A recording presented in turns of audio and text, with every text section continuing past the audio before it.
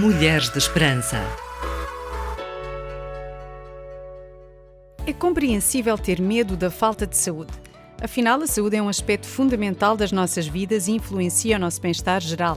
Qualquer um que zele pela sua vida tem essa preocupação. No entanto, existem várias medidas que podes tomar para cuidar da tua saúde e reduzir esse medo excessivo. Medidas estas que iremos mencionar mais tarde e que, se estás curiosa por aprender mais sobre elas, tens de permanecer desse lado para descobrir. Bem-vinda a mais um programa Mulheres de Esperança. Hoje estamos reunidas para abordar mais um medo que te impede de avançar e de viver a vida que queres. Exato. O medo da falta de saúde ou o medo da doença chama-se hipocondria. É um transtorno de saúde mental caracterizado por uma preocupação excessiva e persistente com a possibilidade de ter uma doença grave, mesmo na ausência de evidências médicas que justifiquem essa preocupação. As pessoas com hipocondria tendem a interpretar sintomas físicos normais como sintomas de doenças graves e podem sentir necessidade de ser vistas por um médico com muita frequência, fazer exames médicos desnecessários e evitar atividades que considerem arriscadas para a saúde. Bem, que interessante. Olha, conheço algumas pessoas assim. Sónia, antes também. de continuarmos... Pois, antes de continuarmos a falar sobre isto, acho que deveríamos relembrar as nossas amigas a subscreverem o nosso canal de YouTube. Sim, o sininho.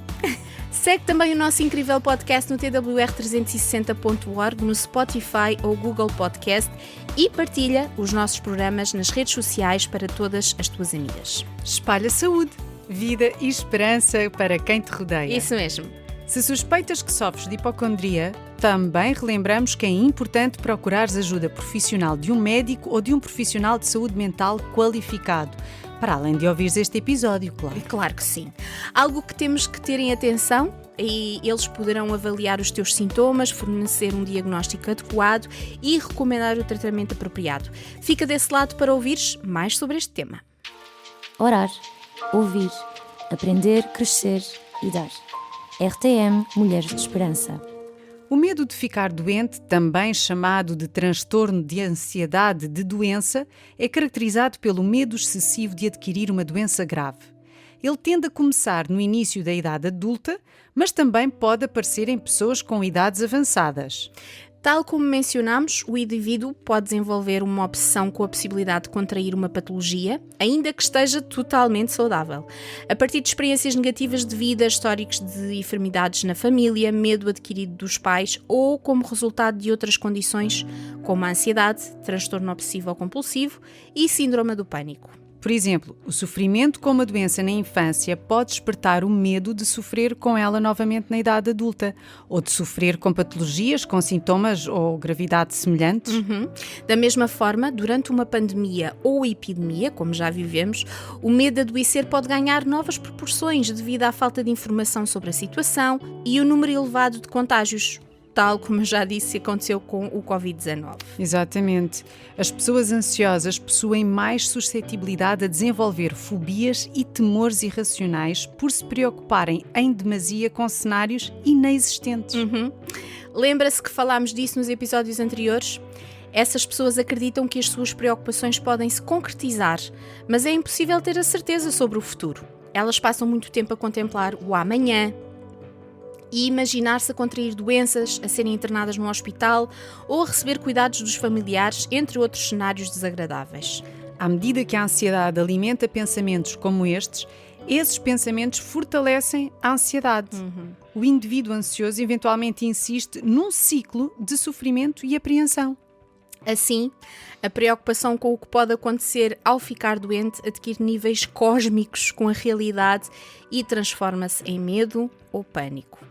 Então podemos perguntar quais os sintomas deste medo?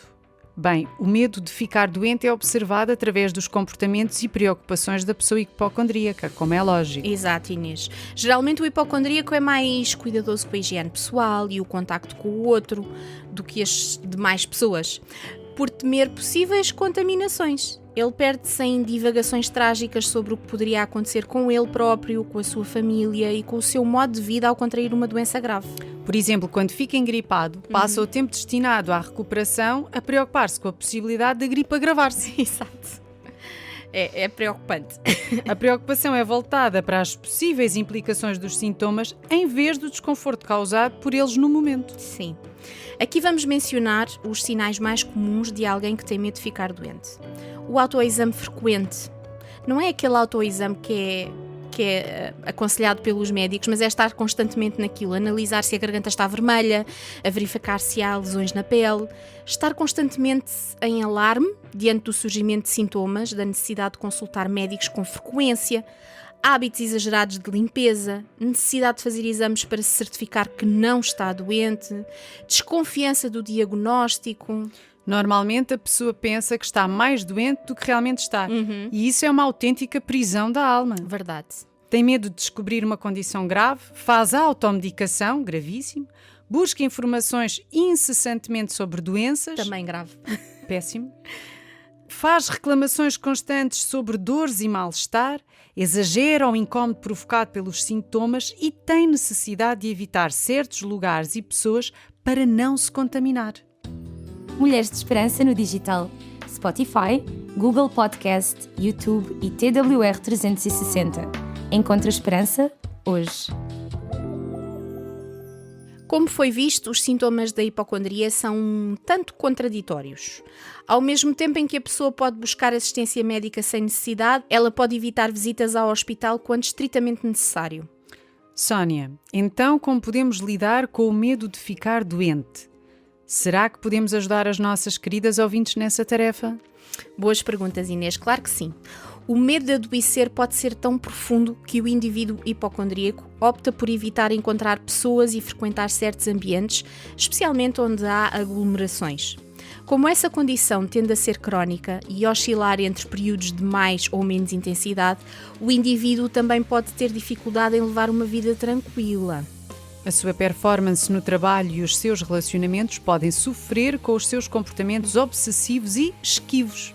Da mesma forma, a ansiedade pode crescer dependendo da situação do mundo, como, por exemplo, a ocorrência de uma pandemia. Lá Sim. está. Como não há nada a fazer nesses cenários, o indivíduo costuma ter muita dificuldade para controlar as suas emoções e pensamentos catastróficos. Falta de inteligência emocional para prevenir o pânico e o pessimismo. Faz sentido. A hipocondria pode evoluir ainda para uma condição mais grave e começar a causar crises de ansiedade abruptas. Elas possuem potencial para prejudicar o aproveitamento do cotidiano do indivíduo com temor de adoecer, uma vez que ele pode passar a ter medo de novas crises. Desta maneira, o medo continua a ser um fator predominante na sua vida, não é? Sim. Sendo assim, para ajudar-te a obteres controle sobre esse medo, separamos 5 dicas cruciais. Primeiro, visita um psicólogo, como já reforçámos anteriormente. Eu acho que esta questão de sermos analisados e de alguém que percebe do assunto, perceber se nós de facto precisamos de ajuda é extremamente importante. 2, foca-te na prevenção. 3, encontra o equilíbrio entre a emoção e a lógica. Às vezes nós sentimos coisas, mas essas coisas não são totalmente verdade, então é bom mantermos aqui a lógica. Faz a gestão dos níveis de stress. E 5, por fim, mas não menos importante, desenvolve confiança em Deus. Para além destas 5 medidas, convém ressaltar que deves evitar procurar constantemente informações médicas na internet. Dr. Google, não. Porque isso pode aumentar a ansiedade e a preocupação, não é? Já para não falar das informações sem veracidade que podes encontrar. Mesmo. Limitar as visitas frequentes aos médicos e exames desnecessários também é importante e confiar nas avaliações médicas anteriores e seguir as orientações médicas adequadas. Certo. Deves também procurar atividades que ajudem a reduzir o stress, como exercício físico, meditação ou técnicas de relaxamento. Mantém uma rotina saudável de sono, alimentação balanceada e exercícios regulares, pois isso contribui para o bem-estar geral. Gostaríamos de salientar a última dica que demos: desenvolver confiança em Deus. Está escrito no nosso livro favorito, a Bíblia, nos Salmos 91, de 1 a 7. Aquele que habita sob a proteção do Altíssimo e mora à sombra do Omnipotente pode exclamar: ó Senhor, Tu és o meu refúgio, o meu castelo, o meu Deus em quem confio. Na verdade, Ele há de livrar-te das armadilhas ocultas e proteger-te contra venenos mortais. Ele te cobrirá com as suas asas e ficarás seguro sobre os seus cuidados. com o seu poder te protegerá e te defenderá. Não tenhas medo dos perigos da noite, nem das setas lançadas de dia, nem da peste que alastra nas trevas, nem dos males que matam em pleno dia. 1000 cairão à tua esquerda e 10.000 à tua direita, mas tu não serás atingido. Que maravilhoso texto, Inês. Todas estamos no controle de um automóvel chamado vida.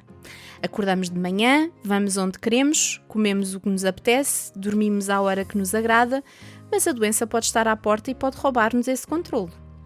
Quando ela chega, já não temos a mesma capacidade de fazer as coisas como queremos. Ficar doente é sinónimo de perder o controlo sobre o nosso corpo. Algo nos arranca das mãos esse poder. Vírus, bactérias, parasitas, genes defeituosos, células descontroladas, o que for. Ficamos sem travões e o volante vai parar às mãos de forças invisíveis. E tal como um carro desgovernado, o nosso maior medo é que o automóvel, o nosso corpo neste caso, acabe no fundo de um precipício. A aflição gerada pelo medo de adoecer não está ligada apenas à possibilidade de morrer, mas também, e em grande escala, à de sofrer. Não podemos controlar isso e é desesperador. No Salmo 91, a Bíblia apresenta o grande remédio para o medo das doenças. Sabem, certo dia, Jesus visitava uma cidade chamada Caná. Ali vivia um oficial do rei que tinha um filho doente. Quando ouviu falar que Jesus tinha chegado à região, procurou-o e suplicou-lhe que fosse curar o seu filho. Senhor, vem antes que o meu filho morra, disse ele. Conheço bem essa história, Inês. Jesus simplesmente respondeu: podes ir, o teu filho continuará vivo. O texto bíblico diz algo extraordinário. O homem confiou na palavra de Jesus e partiu. Imagina-te no lugar daquele oficial. Possivelmente já terias recorrido aos melhores médicos e aos remédios mais caros.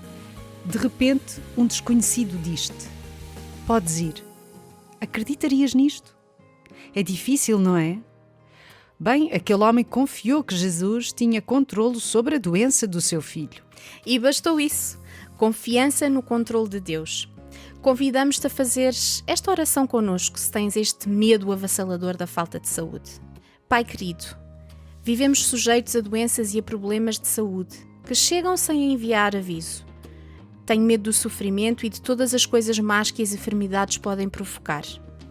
Sei que tu controlas o destino do meu corpo e da minha vida, por isso descanso no teu domínio sobre todas as coisas. Ajuda-me a descansar nessa certeza. No nome do teu Filho Jesus. Amém. Querida amiga, aqui nos despedimos com um grande abraço carinhoso.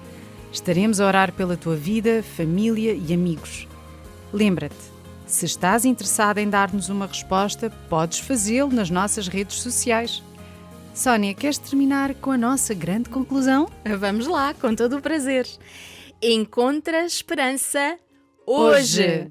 Este programa foi produzido com donativos de pessoas que voluntariamente contribuem para este projeto.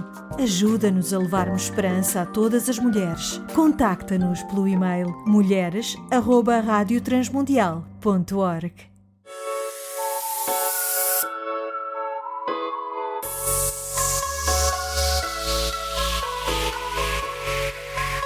Mulheres de Esperança. Uma produção RTM Portugal.